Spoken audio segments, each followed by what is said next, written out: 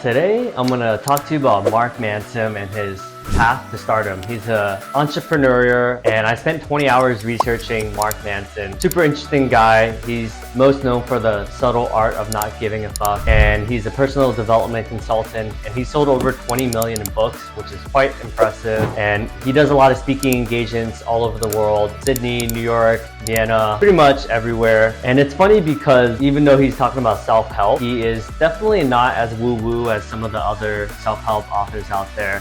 Personally, he's worked with over 20,000 of people in 20 different countries, talking about suicide, help people with their marriages, and he's been very successful because I think he's just a lot different than other self-help gurus because he focuses mostly on millennials, and he believes that this generation was not catered enough to build their self-confidence, but they also want to work on themselves, right? So, a lot of millennials aren't interested in that fluffy, touchy-feely positivity, and he's definitely more of an authentic, more practical, research-based thought leader. And he's definitely a lot more personal by dropping F-bombs, and he's just very authentic, which definitely resonates with a lot of his audience. And he realizes that Mark believes that psychology can teach us a lot, and he thinks that the role of good self-help material should have psychological data, and some of it is outdated, right? A lot has changed in the last 5 years. I mean, just look at the last 3 years with the pandemic, so much has changed. So he wants it to be practical and used in a meaningful way, right? So his top 3 tips for self-improvement practices is: passion is practical.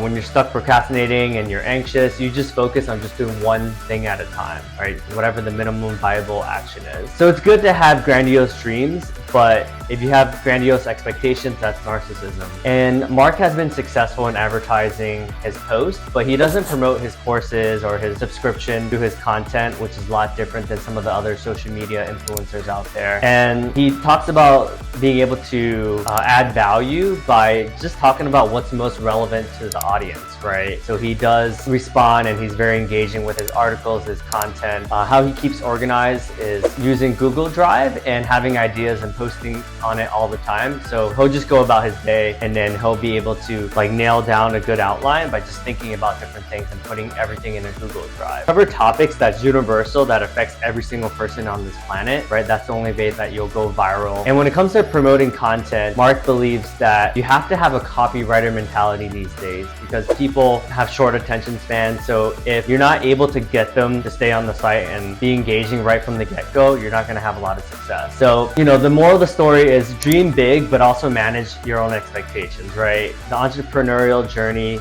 you can be a content creator and you can actually be able to make a living from it. He's living proof that this is possible, but you also want to be realistic, right?